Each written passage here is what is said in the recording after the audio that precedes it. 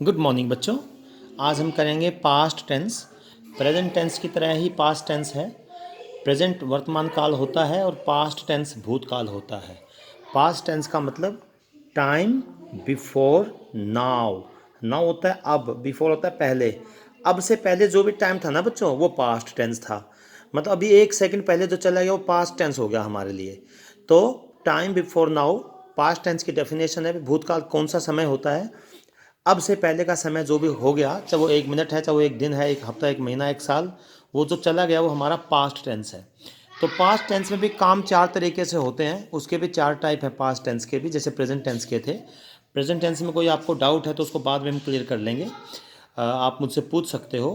Past tense की जैसे present tense की तरह पास्ट टेंस का सबसे पहला टाइप है सिंपल पास्ट टेंस, अथवा हम इसको बोल सकते हैं past indefinite tense. Past indefinite, जो डेफिनेट नहीं है, जो निश्चित नहीं है, भूतकाल का वो काम जो निश्चित नहीं है किस समय हुआ।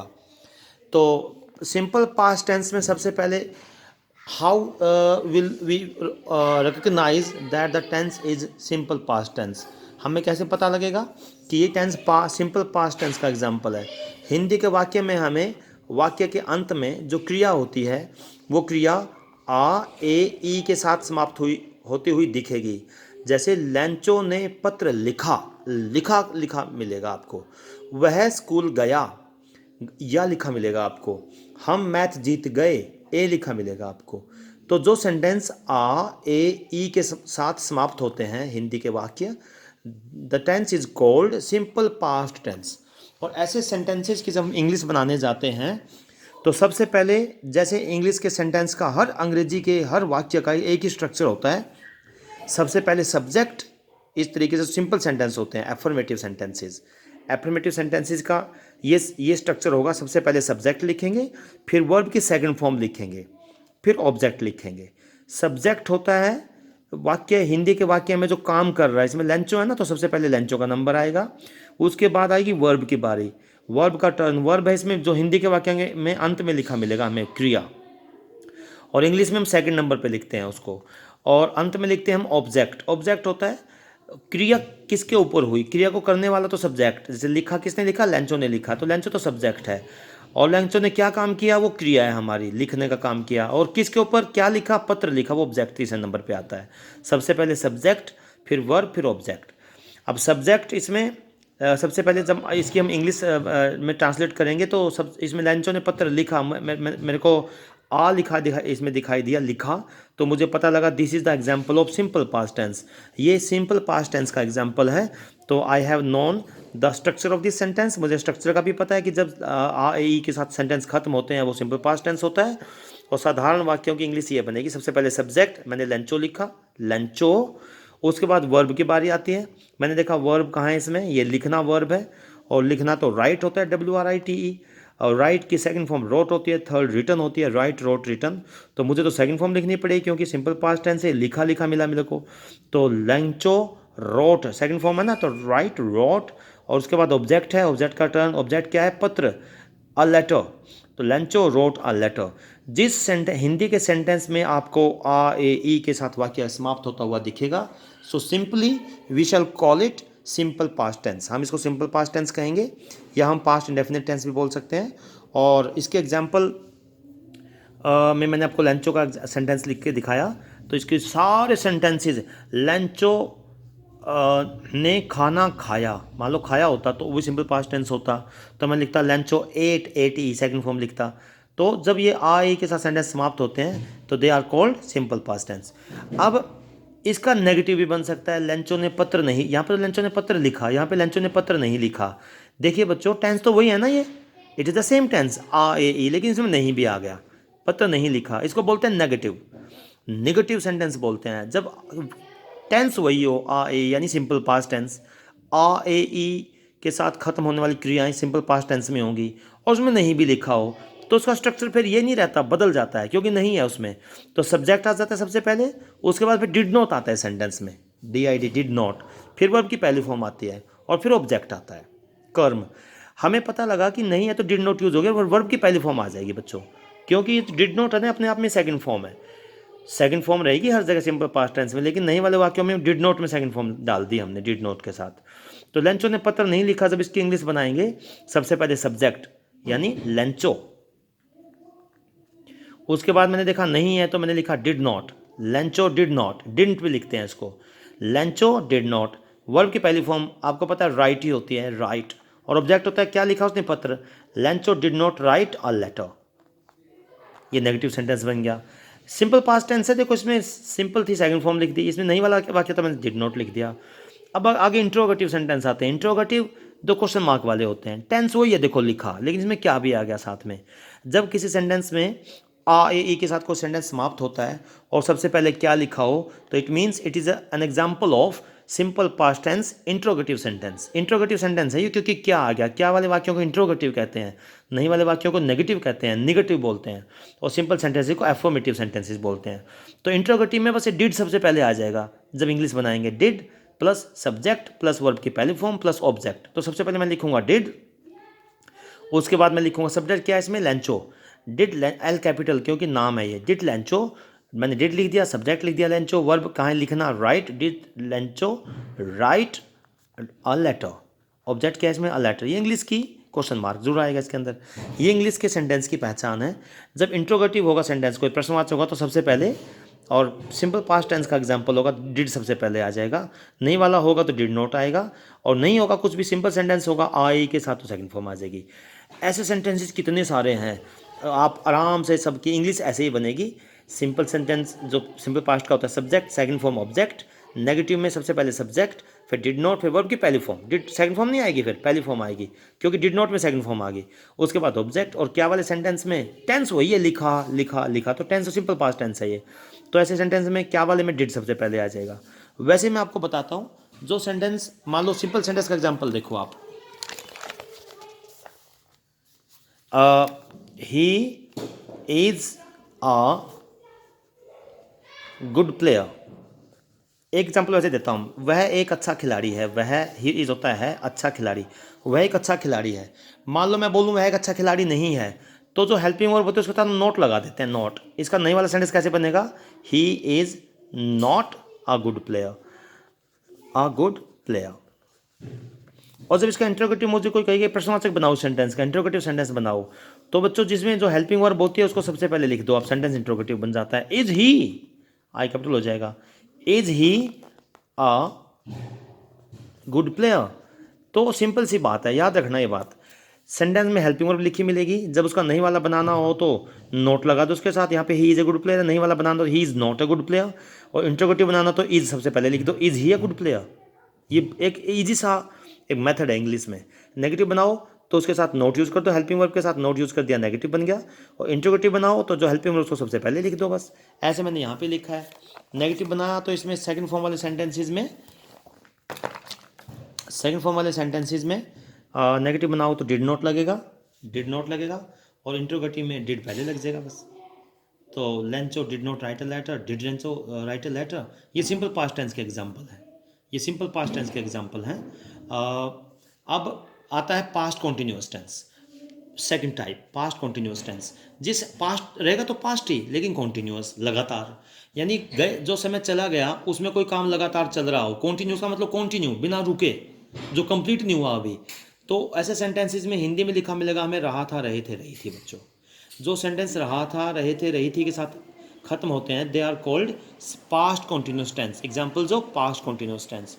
और ऐसे सेंटेंसेस की इंग्लिश बनेगी ये, सबसे पहले सब्जेक्ट लिखेंगे, फिर WAS वाज और WERE वर, कई बच्चे इसको वेयर बोलते हैं, वो गलत बोलते हैं, वज और वर में से कोई एक लिखेंगे, जब सब्जेक्ट एक वचन होगा तो वाज लिखेंगे, जब सब्जेक्ट बहुवचन होंगे ये वाले, जब ये सब्जेक्ट एक वचन होगा तो वाज लिखेंगे, और जब सब्जेक्ट बहुवचन होंगे तो वर लिखेंगे, और वर्ब की पहली फॉर्म के साथ ING का प्रयोग करेंगे, ING लगा देंगे, गोइंग, प्लेइंग, डांसिंग, राइटिंग, और फिर ऑब्जेक्ट लिखेंगे। अब ये सेंटेंस तो था सिंपल पास्ट टेंस का एग्जाम्पल, ये पास्ट कॉन्टिन्यूस है। एग्जाम्पल देखो, लेंचो पत्र लिख रहा था, इसमें रहा था आ गया, इसमें तो था लिखा है ना, इसमें तो लिखा लिखा हुआ है, इसमें रहा था, तो इसका मतलब पास्ट कॉन्टिन्यूस टेंस है। अब क्योंकि पास्ट कॉन्टिन्यूस टेंस है इसकी इंग्लिश भी अलग बनेगी, और इंग्लिश बनेगी तो मैंने लिखा कैसे बनेगी, सबसे पहले सब्जेक्ट लिखो, कहाँ इसमें सब्जेक्ट, लेंचो, लेंचो, फिर बारी है वाज वर में से कोई एक। अब बताओ वाज आएगा वर आएगा, वाज आएगा क्योंकि एक वचन नहीं सब ये लेंचो, अगर ज़्यादा होते ना ये प्लूरल होते हैं तो वर लिखता मैं, लेंचो सिंगल है तो लेंचो वाज आ गया, वाज वर्ब में से ये भी लिख दिया हमने सब्जेक्ट भी, और वाज वर्ब में से वाज लगा दिया। वर्ब की पहली फॉर्म, वर्ब कहाँ है इसमें, लिखना, लिखना होता है WRITE राइट, राइट के साथ ING फॉर्म लगाएंगे।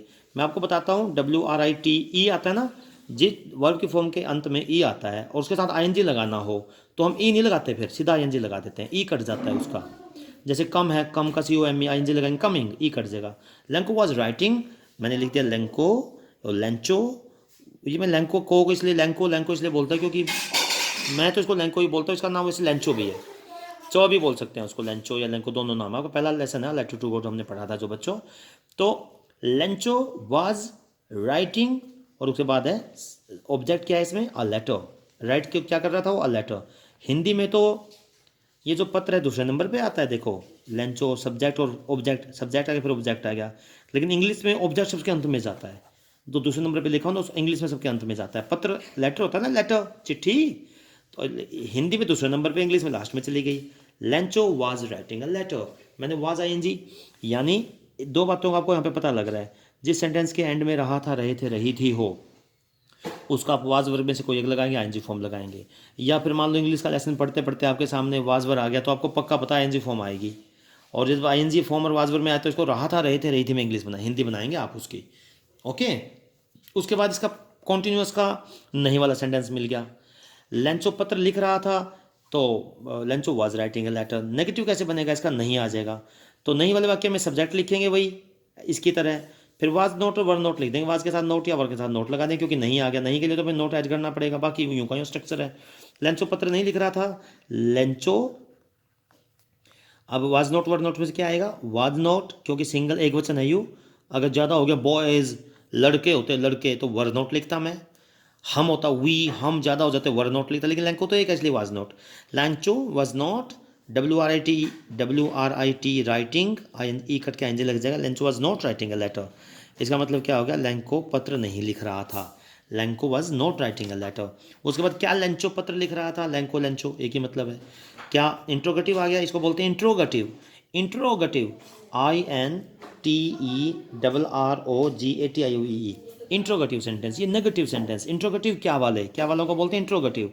तो इंट्रोगेटिव में मैंने बताया था, यहाँ पे जब वाज वर आता है इसमें शुरू में, यहाँ पे वाज वर आता है शुरू में लिख देंगे बस। ये इंट्रोगेटिव सेंटेंस होगा, रहा था, रहे थे वाला सेंटेंस हो और क्या लिखा हो, तो उसकी इंग्लिश बनेगी सबसे पहले वाज वर में से कोई एक, फिर सब्जेक्ट, फिर वर्ब के पहले फॉर्म के साथ ING, फिर ऑब्जेक्ट।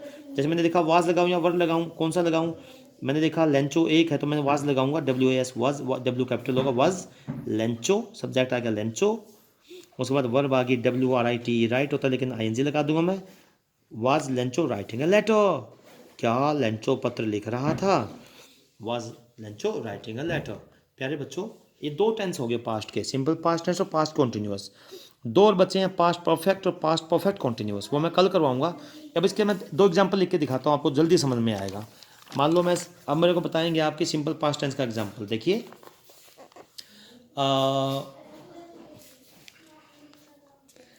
पोस्ट मास्टर ने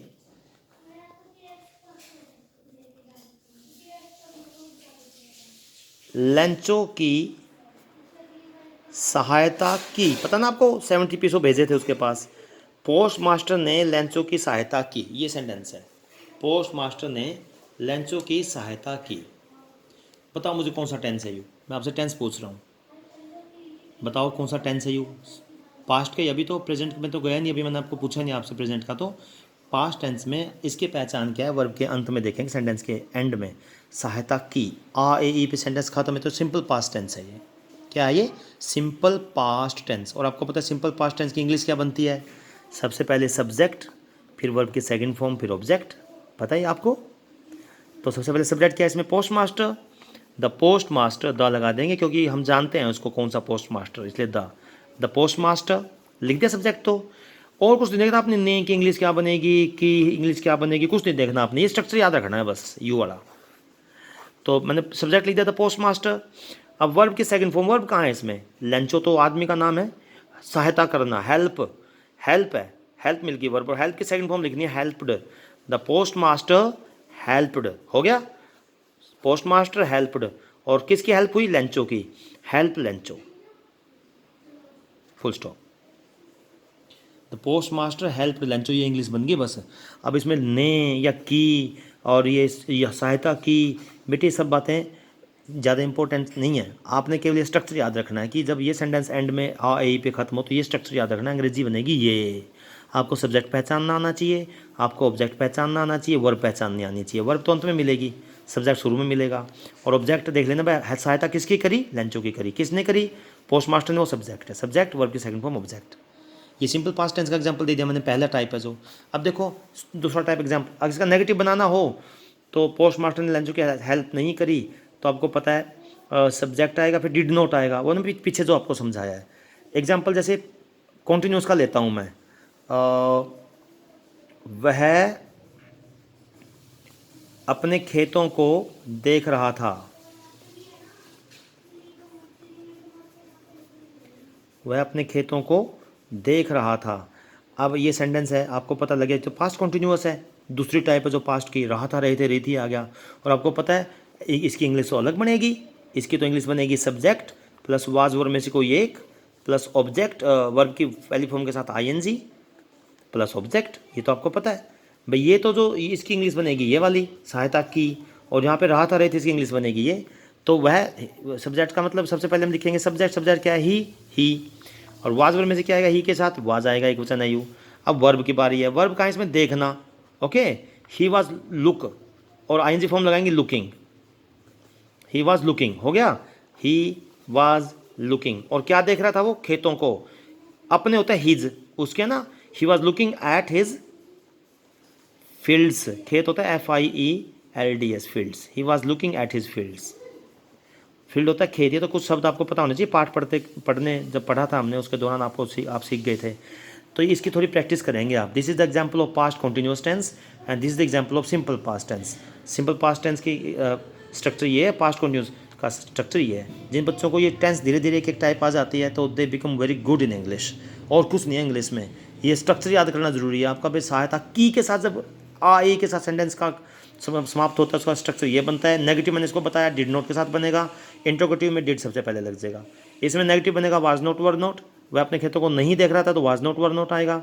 और क्या वह अपने खेतों को देख रहा था, वाज वर पहले आ जाएंगे। ये जो पीछे वाला पेज है इसको ध्यान से बार बार आप रिवाइंड करके देखें ना बच्चों, तो आपको ये सभी दोनों टेंस आपको बहुत अच्छी तरह क्लियर होंगे। तो ये सिंपल पास्ट टेंस और पास्ट कॉन्टिन्यूस टेंस मैंने आपको करके आज दिखाए हैं। उसके बाद पास्ट परफेक्ट और पास्ट परफेक्ट कॉन्टिन्यूस टेंस मैं आपको करके दिखाऊंगा। इसमें कोई भी अगर आपको डाउट है तो please feel free to ask me, I am ready to answer any time. लेकिन जो बच्चे लगन से इस चीज़ को करेंगे उनको समझ में ज़रूर आएगा ये। ओके बच्चों, थैंक यू वेरी मच।